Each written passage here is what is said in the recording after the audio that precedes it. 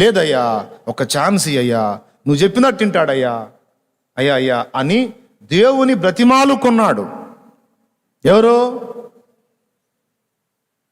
సౌలా. ఎవరి పక్షంగా? సౌలు పక్షంగా సమూయేలు దేవుని బ్రతిమాలాడు. దేవుడు అంటాడు, అతడు మాట వినే రకం కాదు, జనులకు భయపడే రకం.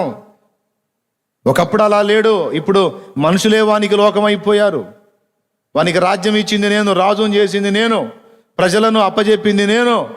ఎవరి మాటకు లోబడాలా? ఎవరికి భయపడాలా? ఎవరికి విధేయత చూపాలా? నన్ను తన మనసులో నుండి తీసివేశాడు, నా మాటలకు విలువనివ్వడు. అతడు ఇప్పుడు రాజ్యకాంక్షలో పడ్డాడు. అతని మైండ్ అంతా కూడా దాని మీదనే ఉన్నది, నా మీద లేదు.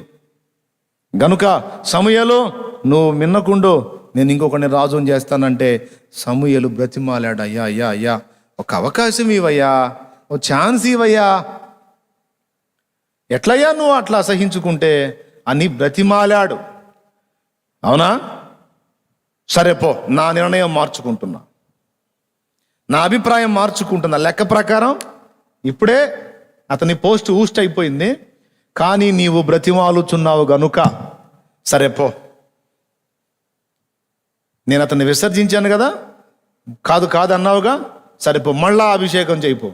చేసి నా మాటకు అతడు లోబడతాడో లేదో నువ్వే కళ్ళారా చూడుపో.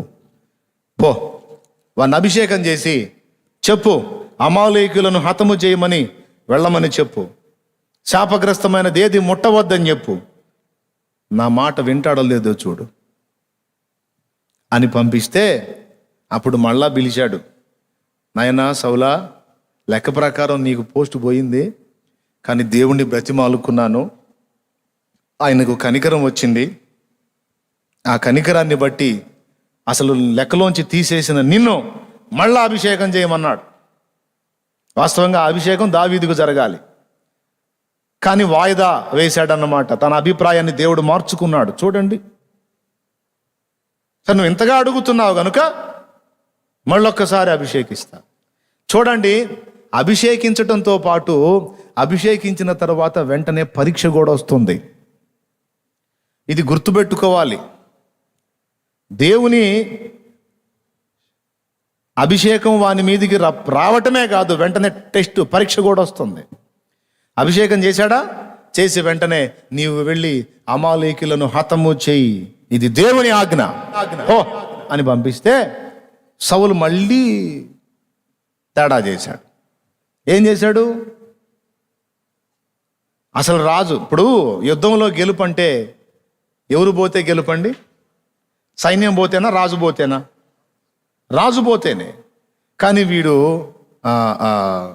అగగు అనేటువంటి రాజుని సౌలు బ్రతుకనిచ్చాడు.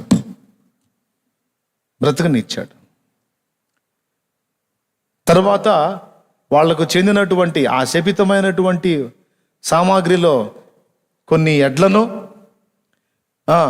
కొన్ని పశువులను తెచ్చి తన యొద్ద పెట్టుకున్నాడు. ఏది ముట్టొద్దు, సమూలంగా హతము చేయమని దేవుడు చెబితే మళ్ళా కక్కుర్తి వ్యవహారం చేశాడు.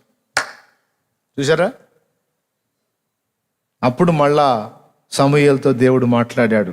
ఓ, మొర్ర పెట్టి నన్ను అల్లాడిచ్చావుగా, ఒక్క అవకాశమి, ఒక్క ఛాన్సి, ఈసారి మాట వింటాడు, దయచేసి కరుణించు అని నాకు అసలు రాత్రి పగలు తేడా లేకుండా గొడవ చేశావుగా సమూయేలు. పో, నేను చెప్పలా? అది మాట వినే రకం కాదు. నా మాటలకు వాని హృదయములో స్థానము లేదు సమూయేలు. విలువివ్వడు, నా మాటలు లక్ష్య పెట్టాడు, భయపడే రకం కాదు. అతడు నాకు భయపడటం మానేసి జనులకు భయపడటం మొదలు పెట్టాడు. అట్లాంటి వాడిని అధిపతిగా ఉంచితే వాడు నాశనం అవుతాడు, జనాన్ని కూడా నాశనం చేస్తాడు. అట్లాంటి వాడు పనికిరాడు, పోయి కనుక్కోమన్నాడు. అప్పుడు వచ్చాడు. చూడండి, 15, 8, 9 వచనాల నుంచి చదువు. అమాలేకుల రాజైన అగగును త్వరగా ప్రాణముతో పట్టుకుని జనులందరినీ కత్తి చేత నిర్మూలము చేశాను. సౌలును జనులను కూడి అగగును గొర్రెలలోను ఎడ్లలోను క్రొవ్విన గొర్రెలలోను ఎడ్లలోను క్రొవ్విన గొర్రె పిల్లలు మొదలైన వాటిలోను మంచి వాటిని నిర్మూలము చెయ్యక కడగా నుంచి పనికిరాని నీచ పశువులన్నిటినీ నిర్మూలము చేసిరి. దేవుడేం చెప్పాడు?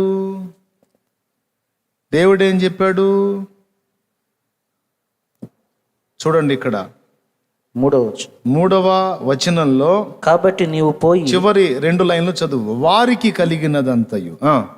చూడండి 3వ లైన్ నుంచి 4వ లైన్ నుంచి చూడు. ఒంటెలనేమి గార్ధబములనేమి అన్నిటినీ హతము చేసి వారికి కలిగినదంతయు బొత్తిగా పాడు చేసి అమాలేకులను నిర్మూలము చేయమని చెప్పాను. ఒంటెల్ని, గాడిదల్ని, ఎడ్లని, గొర్రెల్ని ఏది ఉండనియొద్దు, మొత్తం హతం చేయి.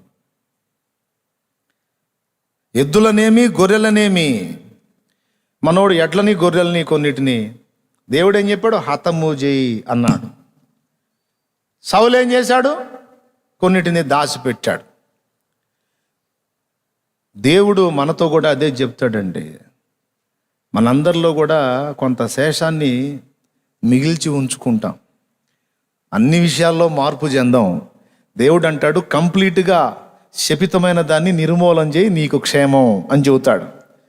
మనుష్య సైకాలజీ ఏంటంటే, చాలా భాగం తీసేసుకుంటారు, ఏదో ఒకటో అరో ఉంచుకుంటారు. ఈ కొంచెమేగా, ఈ ఒక్కటేగా, ఈ చిన్నదేగా అని. కొంచెమైనా కొంప ముంచును.